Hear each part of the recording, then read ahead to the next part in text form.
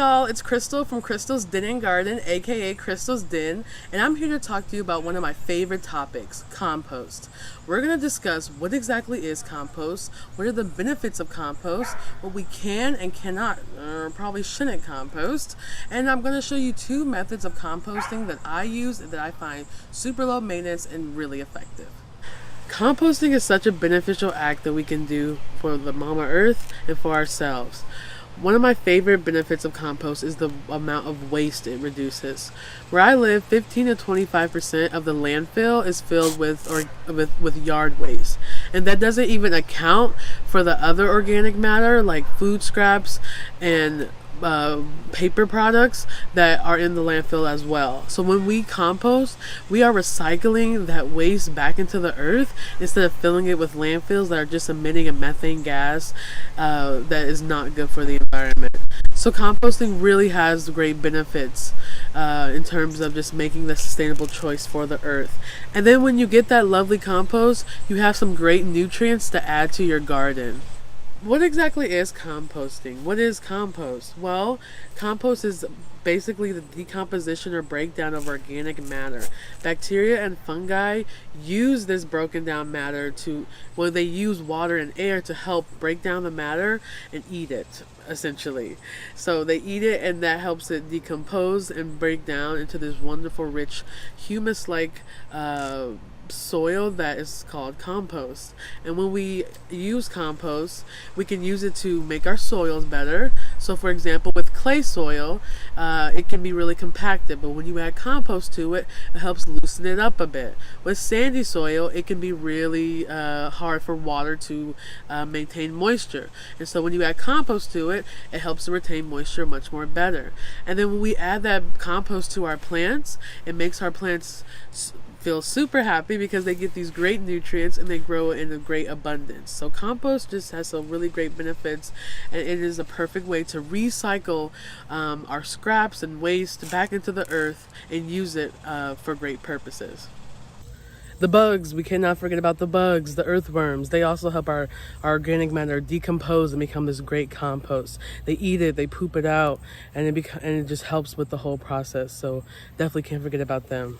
So what makes up our compost? Well, we have our nitrogen-rich material, or our green material, or wetter material. That's going to be things like food scraps, so vegetable food scraps, fruit food scraps, eggshells, grass clippings, fresh grass clippings, excellent because they have a high nitrogen content. It's going to be our tea, our coffee grounds, our nuts, any type of foliage. We don't want like the roots of weeds or anything, but any type of foliage or like plant that you have, or maybe a plant that's not producing fruit anymore.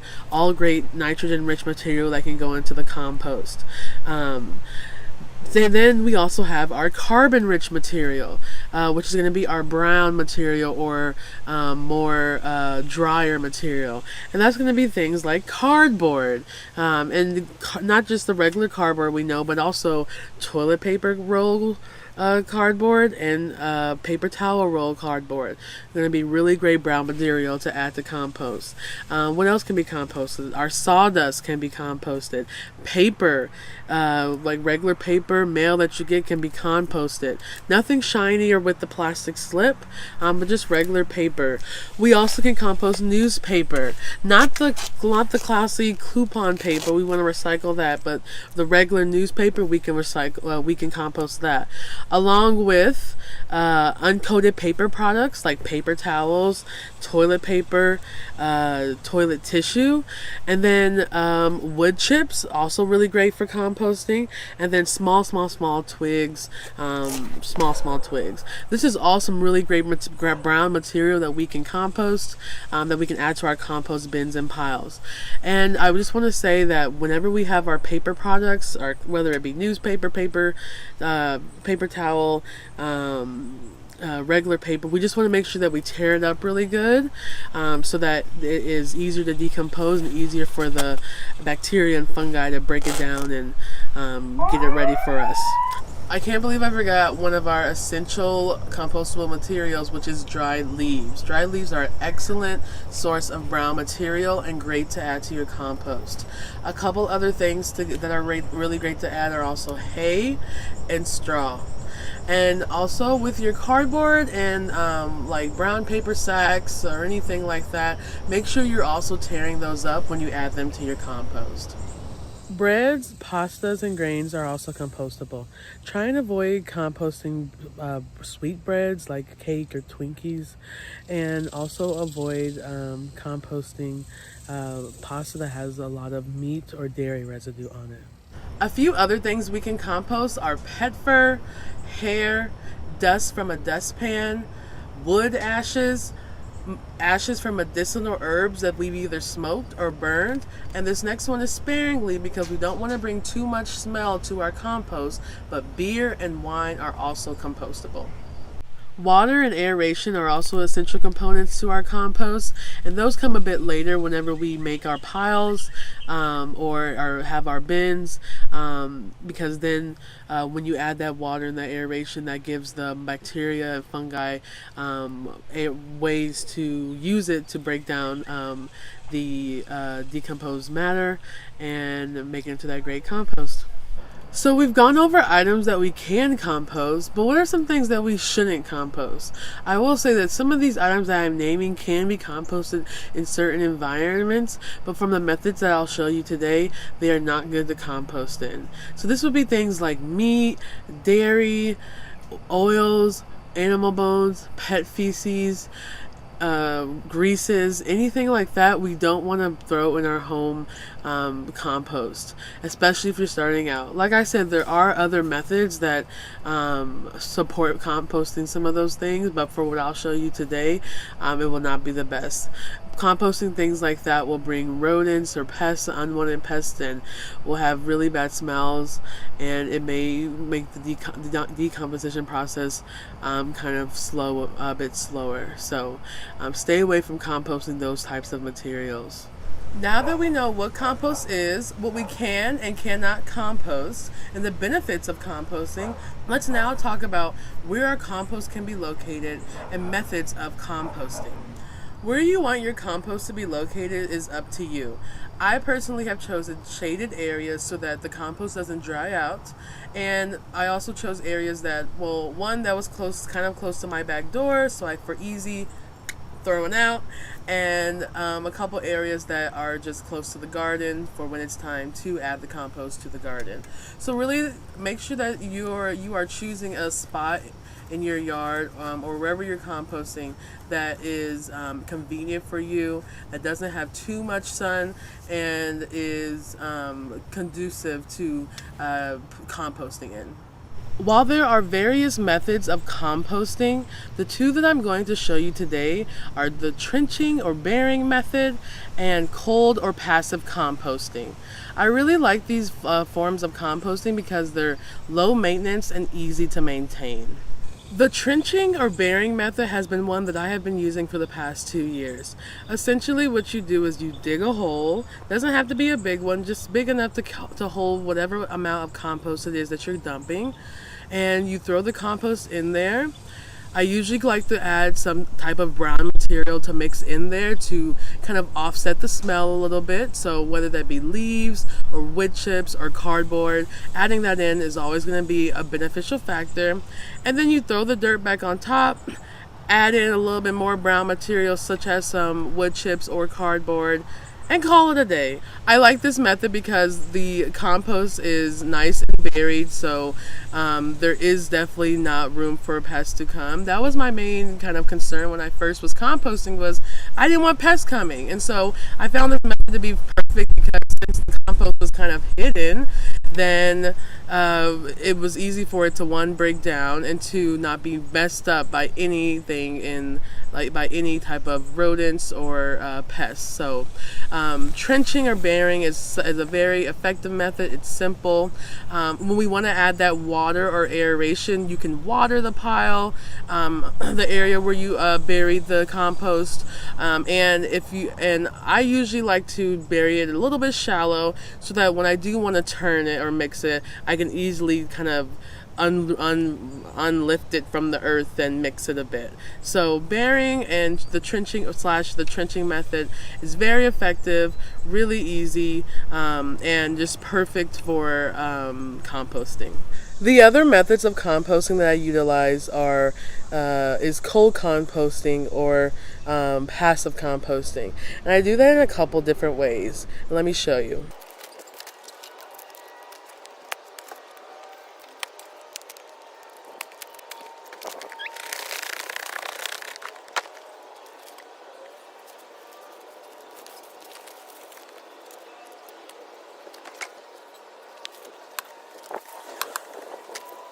So I have a bin here that I have been adding compost to. As you can see, there are holes throughout the whole bin to provide aeration. That way I don't have to worry about turning it as much. If you look inside,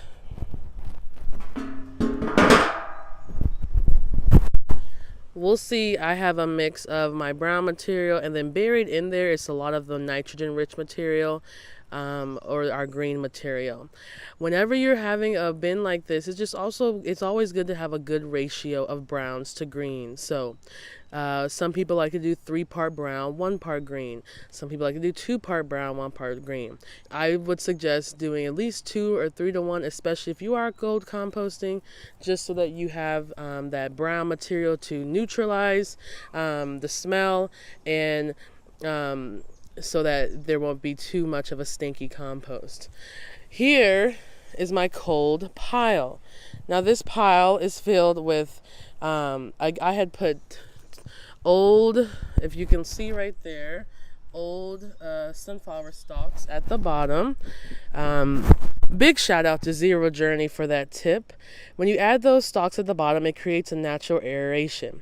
And then what I've done is just added a variety of things, from food scraps to grass clippings to lots of brown material in there to again get that brown material to neutralize the smells, but also add in that great ratio of browns to greens.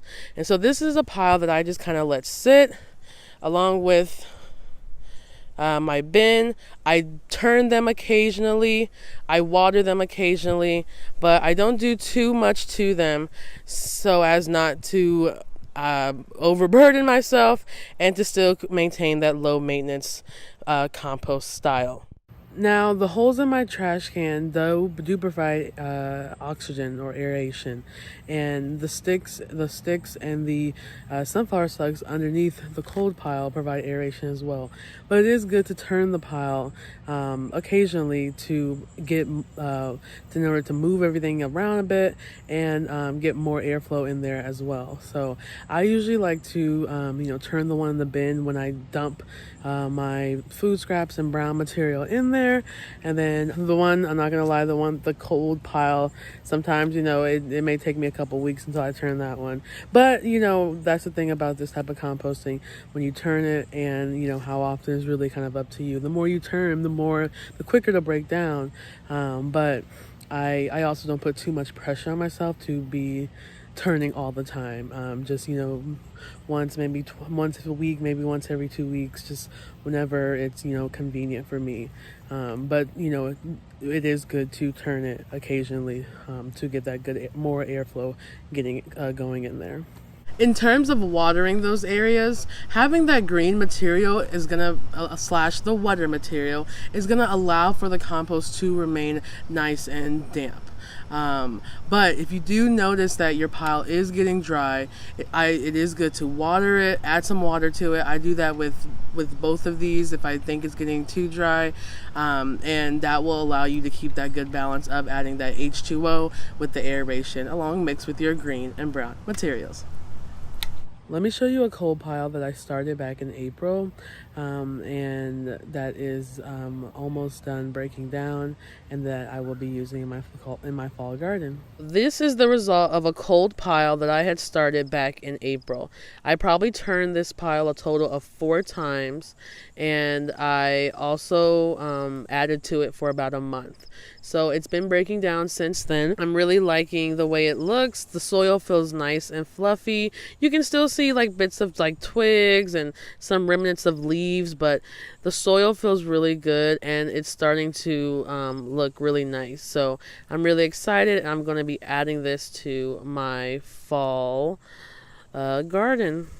Thank you so much for watching. Whether you start composting today, tomorrow, in 10 years, 5 years, I really hope that this video gave you some information on the benefits of it, how you can get started, which you can compost, and the ways that you can compost your compostable materials. Thank you again for watching. This has been Crystal from Crystal's Den and Garden, aka Crystal's Den, and I can't wait to talk with you next time. Happy composting!